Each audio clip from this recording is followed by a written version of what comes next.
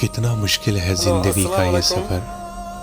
बांग्लादेश दिल पे लगी बातें अगर बोल दी जाएं आर्मी रैब तो रिश्ते मर जाते हैं, বিডিআর তার মানে और বিজিবি अगर दिल में रखी जाएं এবং तो इंसान मर जाता নৌবাহিনী এয়ার বাহিনী আপনাদের সবার দৃষ্টি আকর্ষণ করতেছি। আপনারা সবাই আমার কর্মচারী, আমি আপনাদের টিমের নেতা। আবার নেতা মানে নেতা নিয়ে বানাই ফেলেন না। নেতা মানে মাথা মাথা, যেরকম শেখ হাসিনা ছিল এতদিন, আমি তার তো বড় কিছু। ঠিক আছে, তাহলে পুলিশ প্রধান, আর্মি প্রধান, র্যাব প্রধান, আপনাদের সবার চাকরি যেই যেই জায়গায় সেই যে জায়গায় অবস্থান থাকবে। কেউ সাহস করে এতদিন চাকরি নিতে পারে না, কেউ চাকরি আমি চেঞ্জ করতেছি না, এখন কেউর পদই চেঞ্জ করতেছি না। আপনারা সব প্রধান মাগুরায় ঢুকে যাও, যাও তোমার আম্মুর কাছে যাও, আফরোজা আপনারা সব প্রধান মাগুরায় ঢুকে যান। মাগুরায় এসে আমার সাথে বসেন, বৈঠকে বসেন।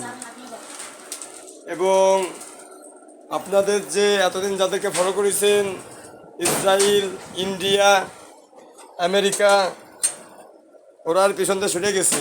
ওরা শেখ হাসিনারেও সেভ করতে পারতেছে না। ওরা আজকালকের ভিতরেই শেখ হাসিনা ছেলে জয় আছে, জয়ের মাথায় গুলি করে ওটার ভিডিও পাঠা দেবেন ইনশাল্লাহ। আর আমার যে আইফোন ছিল, আমার একটু আগে আরেকটা ফোনে কথা বললাম, আমার হ্যাকাররা বলছে যে আপনার ওইটা বর্তমান আইফোন, ওটা ব্যবহার করার দরকার নাই, আপনার আইফোনটা ব্যবহার করার দরকার নাই। এবং আমাদের কাছে আপনার জন্য লেটেস্ট ফোন আছে, সমস্যা নেই। আপনি বর্তমান যে ফোনে কথা বলতেছেন বলতে থাকেন, এবং ফোন লাগলে পরে আপনি আমাদেরকে জানাবেন, জানালে পরে ফোন পাঠাই দেবেন। তার জন্যে আমি অপেক্ষায় আছি। আর এই ফোন আমার কাছে যেটা আছে, এটা আমি আমার হ্যাকারের কাছে পাঠাই দেবেন একটু পরে, তারা ওইটা দেখবে না, কাছে ফোনটাই আমাদের লাগবে। আমরা আর ফোন ছাড়া চেক করতে পারতেছি না। আমরা ফোন আমাদের কাছে পাঠিয়ে দিলে পরে আমরা সব দেখে দেবা না, কী কী হয়েছে না হয়েছে, কোন দেশ ইনভলভ করেছে, কোন দেশ আপনার ফোন হ্যাক করতেছে। ঠিক আছে, আপনি তো নেশার নেতা, শুধু বাংলাদেশের না, আপনি পুরো সব মুসলমান রাষ্ট্রের নেতা আপনি। আমরা আপনার সাথে তো এমনি এমনি কাজ করতেছি না, আমরা সব তদন্ত করেছি, সব কিছুই জানি। ঠিক আছে, আপনি আপনি যা বলছেন আপনি সেই না হলে পরে এতদিন ওরাও মাঠে নেমে যেত, আপনি মাঠে নেমে যেতেন, আমরাও মাঠে নেমে যেতাম। তাহলে আপনি এই জন্য কেউ মাঠে নামতেছে না। আপনি হচ্ছে ইমাম মাহাদি। আপনি যেটা বলেন, আপনারা শয়তান ধরিনি, আপনাকে আল্লাহর পক্ষ থেকে ইমাম মাহাদি বানানো হয়েছে। এবং আপনি সব ইমামের নেতা, এই নেতাভাবেই কাজ করবেন। এবং আমি আপনাদের কাছে একটা রাইট অভিযোগ পাঠাইছি যে আমি প্রেসিডেন্ট, আমার জীবন রিস্কে আছে। এই যে এভিডেন্ট পাঠাইছি, রাইট পাঠাইছি লেখে, তারপরেও আপনারা আমার কথায় করেননি, কথা ওইটা ব্যাক করেননি। এবং আমি যতবার আপনাদের ওই কাগজ আপডেট দিছি নেটে, আপনারা অতবারই ডিলিট করে দেওয়ার চেষ্টা করেছেন। কেন আমরা মেরে ফেলে দেবেন আপনারা? আপনারা বাংলাদেশের আর্মি, আমরা মারতে পারবেন নাকি? আপনি বাংলাদেশের আর্মি প্রধান, আমি আপনারা মেরে দেখাই দেবো যে কীরকম নিশানা ধরিতে ফাইনাল করতে হয়। হ্যাঁ, আপনি আসেন, আমার বাড়ি আসেন, আমি আপনি করে কথা বলতেছি। আপনার সাথে আমার আপনি করে কথা বলার কথা না, তুই করে কথা বলার কথা, আর নোটিস সলভ করে কথা বলার কথা। তারপরে আমি তো ইমাম মাহাদি, আমি তো এইভাবে কথা বলতে পারি না। তাই আপনি আর্মি প্রধান, আপনি আমার বাড়ি আসেন, আপনি একা আসবেন। আপনি পুলিশ প্রধান, আপনিও একা আসবেন।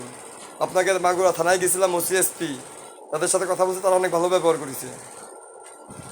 তা আপনি একেবারে বাড়ি আসবেন। আপনি তো মাগুরা পুলিশ এসপির অনেক কথা বলেছেন, তারা বলেছে পাগল হয়ে গেছে, হ্যান তেন অনেক কথা আপনারা বলেছেন না, তাদের আমার বাড়ি আসা লাগবে না। মাগুরা ওসি আর এসপির প্রমোশন হয়েছে।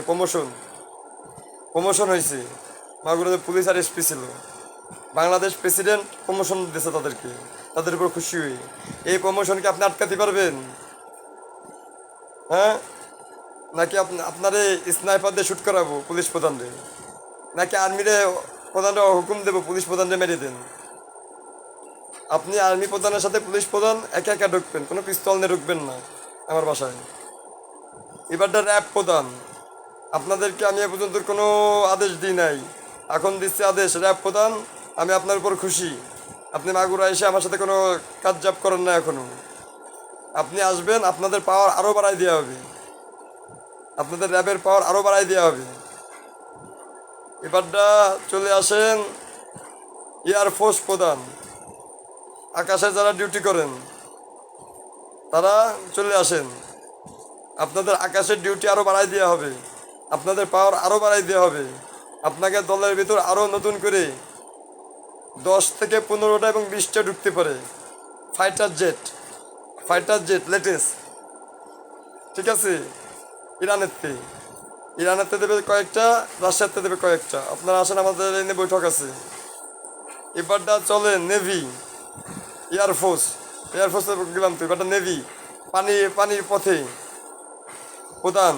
আপনি আসবেন, আপনাদের পানির পথে আপনাদের পাওয়ার বাড়াই দেওয়া হবে, সীমানা বাড়াই দেওয়া হবে।